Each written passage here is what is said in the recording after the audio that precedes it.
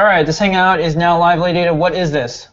This is a horrifying Halloween hangout. Is it? Well, it's the closest one to Halloween, so Okay. I'm just calling it. Even though I'm not in costume. Well, I'm dressed up as Lady Ada, and you're dressed up as Mr. Lady Ada. Yeah. We got an exciting hangout with all sorts of people showing off maybe some Halloween-type projects, maybe some synthesizers, maybe some to-be Halloween projects. Everyone show off your project, your maker skills, your tools, your laser cutters, anything goes. We'll have more people show up, but we have to get out of here at 7:55, so please wrap up before then so we can continue on. Let's start with Phil B. Oh boy, I'm up first. Okay. Yes, your special guest. Cool. Hey, I've been working alongside Erin St. Blaine on this wasp costume from the Avengers stuff, kind of her original take on it.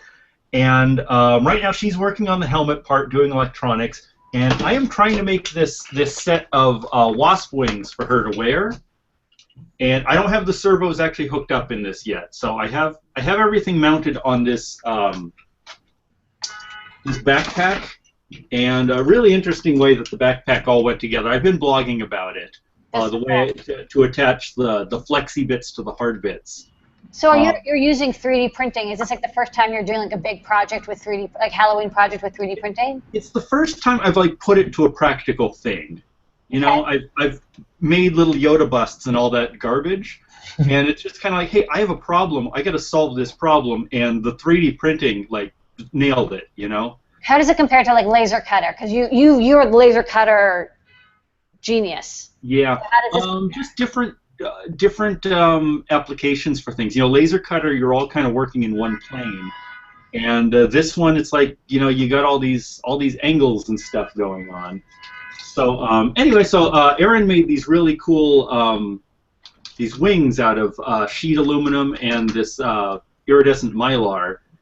And the next thing I got to do this evening is to actually connect servos to these and get them display when you press a button or whatever. Okay. And I have no idea if that's really going to work. If it doesn't, I'm just going to cinch them down and just say, go do your Halloween, and I'll... You know what? They actually look really cool as is, like the gear top thing on the right, like it has this like attachment on top. Not the one you're holding, the opposite one. This one over here, yeah, that one I have a cover for the screw. I just haven't installed them everywhere yet.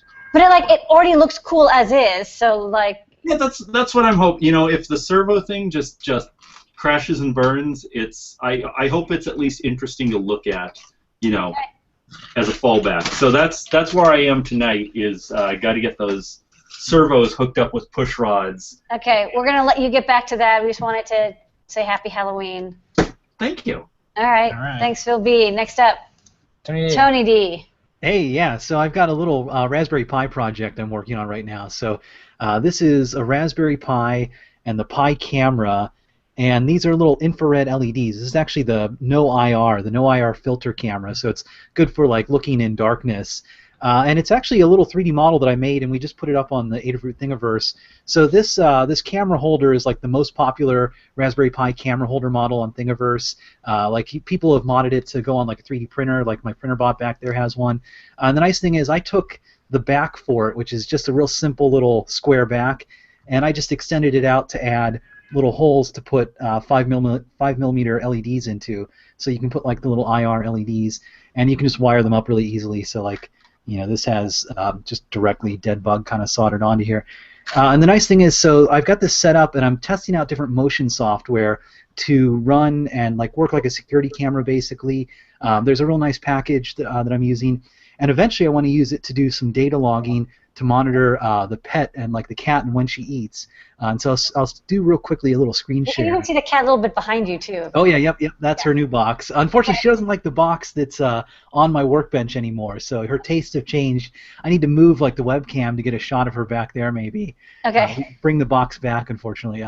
So okay, let me do. Let's see if this works. This is going to share both monitors, I think, which is a little wacky, but that's okay. We'll make it work. Yeah. So this is a picture of the camera setup that I have, and it's you know, it's real simple. It's basically just a little security camera. You can see the cat eating here, and this is just looking straight down at her food bowl. So this kind of works well for, you know, real narrow field of view.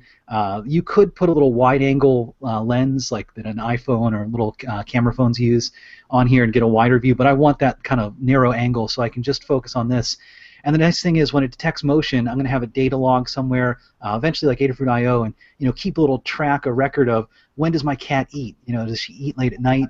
And then this is just a quick picture of the IR illumination. So you can kind of see the same thing, like this is the little feeder that she has in the food bowl, and the IR LEDs are kind of lighting up the scene. So this is pretty much total darkness, but you can still see.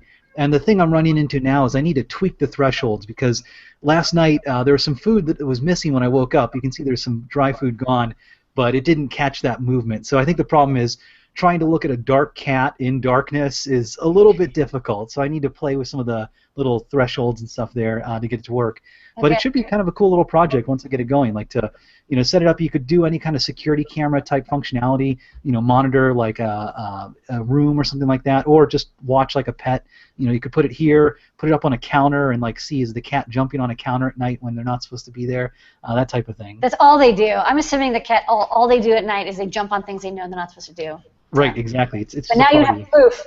I was going to say, in fact, there's going to be a project you're going to post about later. Your Adafruit I/O cat motion camera detector. So that sounds cool. People love that project. It's like, not only for fun, but it's also for wildlife, like people who have they have like deer in their backyard, or people who have a bird feeder, or they want to see, you know, what their dog is doing in the yard.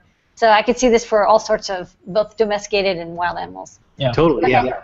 All right, thanks, Tony All D. right. Can't wait to see that. No, Pedro. And Pedro, what you got printing this week? Hey guys, yeah, sure. Big shout out to Phil B, who put together the animated electronic eye project. You guys probably saw that. So I thought I'd take that project and put it into a nice little enclosure, as we always do. So not just making this cool little flying purple people eater. It's from that 1950s famous song, classic song. I thought I'd make it into a doorbell. So you can actually push the eye in, and it'll ring the doorbell. Obviously, it's not connected outside, but it will be when the time comes. So I have two buttons back there. One actuates the eye, and the other one is going to be hooked up to the house to ring the doorbell. There's also like a UV thing. So there's also a UV LED up here in the unicorn. So a couple of different materials like Ninja Flex with these little bat wings. And it was a really challenging project. I didn't know what it was going to be originally.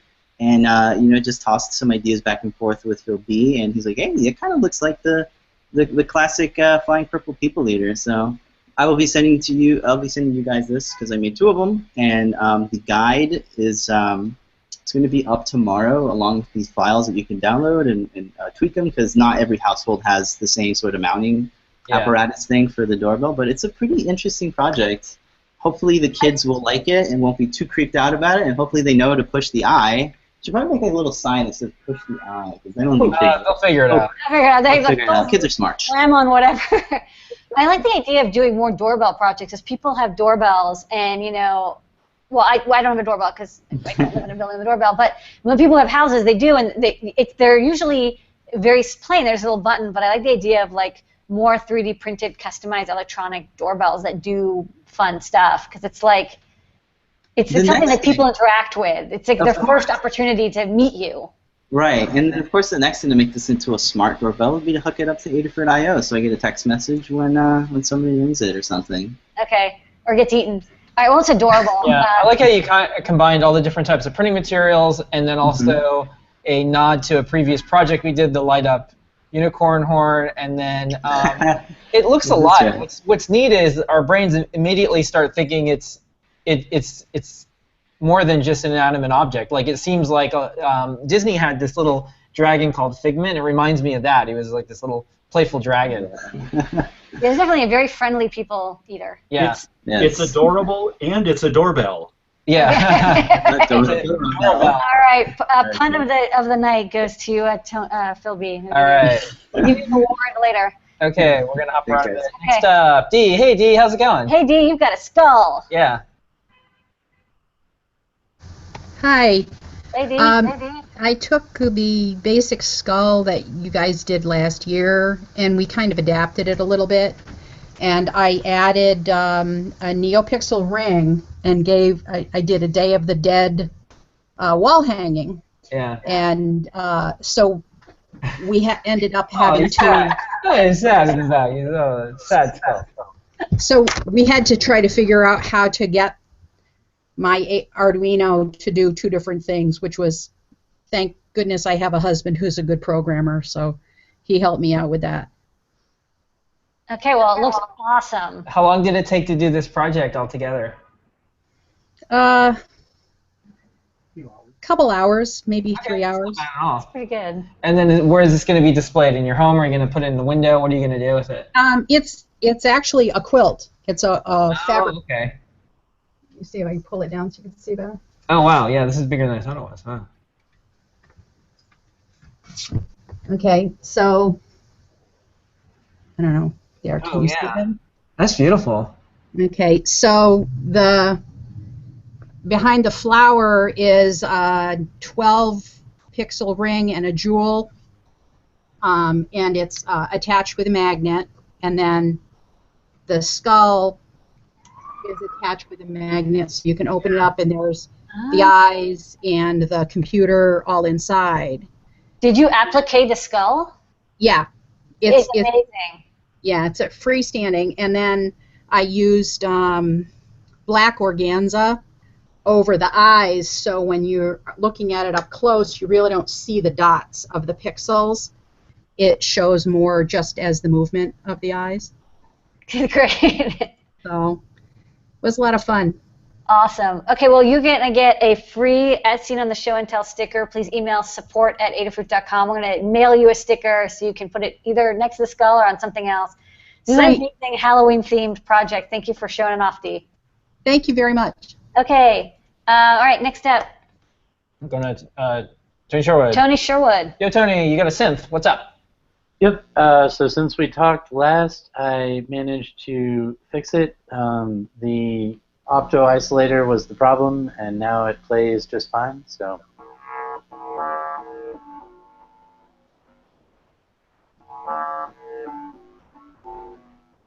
Made a cool couple of patches for it, and I don't know, let me see if I can turn it off. It has a Goomba on it. So I'm calling it the Goomba. Oh, sorry, we can't hear you anymore. I think something got... How about that? Oh, no. Oh, now you're back now. Okay, now you're back. Okay, good. Anyway, it's got a Goomba on it, and and then I looked into replacing the chip with another 328p, and somebody already has a SID chip emulator on there. So if you want today, you could just drop one of those in there and not have to find this super rare chip. Oh, cool. So somebody actually got that working on a 328. I mean, you're using the original synth chip, but like, so it sounds official, but like you can get pretty close with the software version. Right. Okay. That's cool. You're synthing it up. Yep. Sweet. So the next thing, I'm going to add a filter and probably call this one done. Okay. That's good. All right, come back when it's done and play a song. All right. Okay. Your homework assignment. All We right. also got a video today of our 6-month-old banging on it. Oh, that's cool.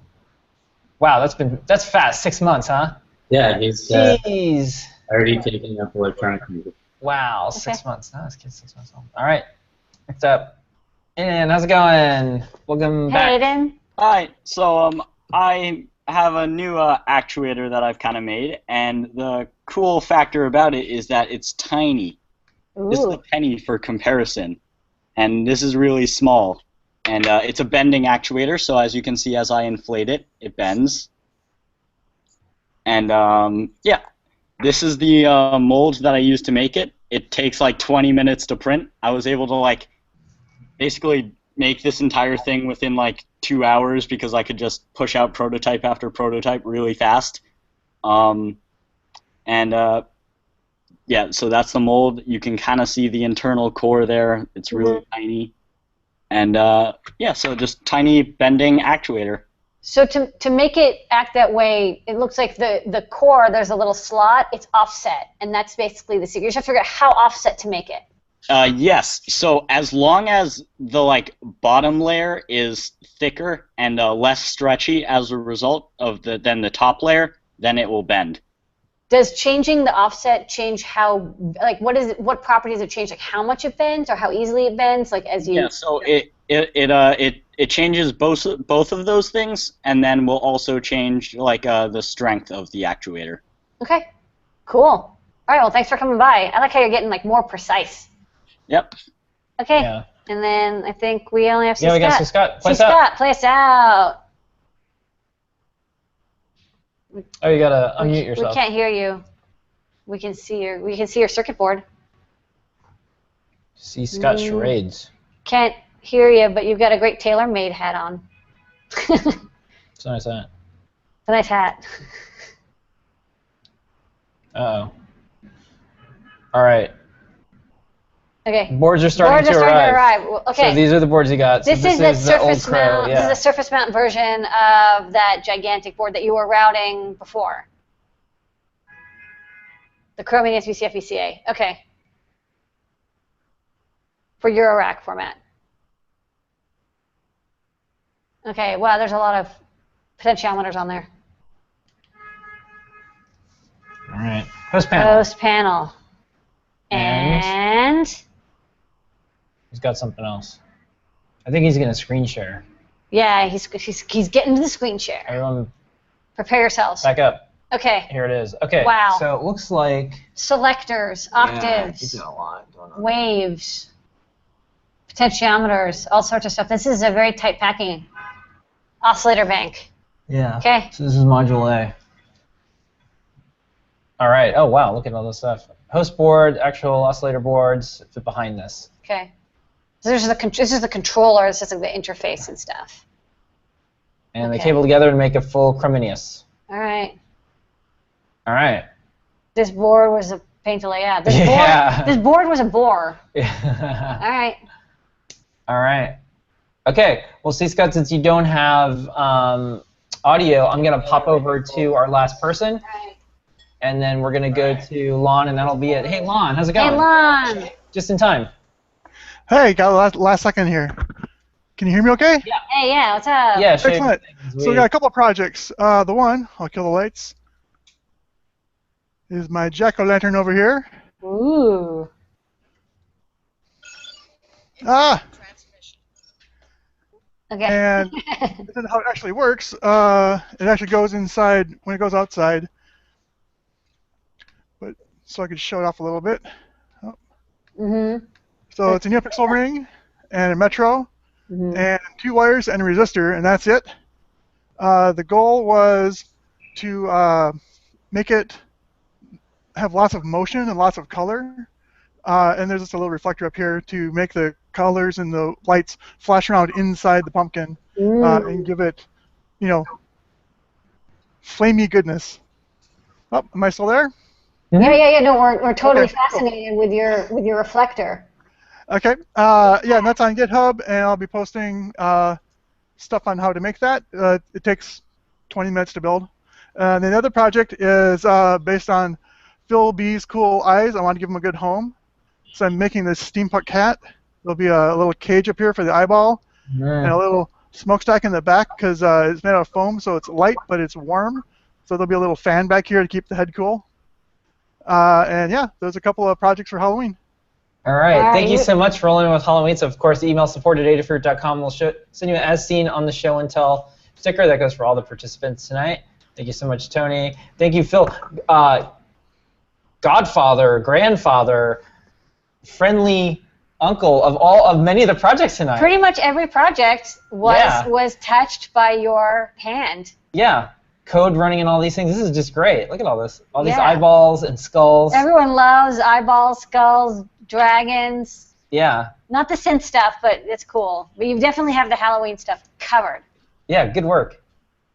Okay. Yeah. You're muted, but It's all good. Thumbs all up. right. Okay. We do the show and tell every single week, 7:30 p.m. Eastern Standard Time. If you were on the show and tell, email support@adafruit.com and we'll send you an as seen on the show and tell sticker. Hacker spaces, retro stuff, Halloween projects. If you want to roll in with anything that you made from Halloween. It's I've never always seen okay. a project on the show and tell that wasn't awesome. So I'm like, They're all been really they're good. all been amazing and great. Yeah. People know what's cool and they show off, and they're always. I love actually. My favorite is when you have beginners and they're like, "Well, I made an LED blink," and it's like that's awesome. It's like your first project. Like it's the hardest step is the first one. I like folks who they show a project and then over the course of years, because we've been doing this for years now, you can see them taking on more skills and projects. It's neat. Yeah, from like, this is my first Arduino project to like, okay, I worked on a clock, and then it's like, okay, I work on a costume, and then and then like they're building their own circuit board. I don't know, it's fun. Yeah. Anyways. And then we end up offering them a job here. Okay. Okay, all right, well, we'll see everyone next week, and we'll see you on Ask an Engineer in about 5 minutes. Okay. Bye-bye. Thanks. All right.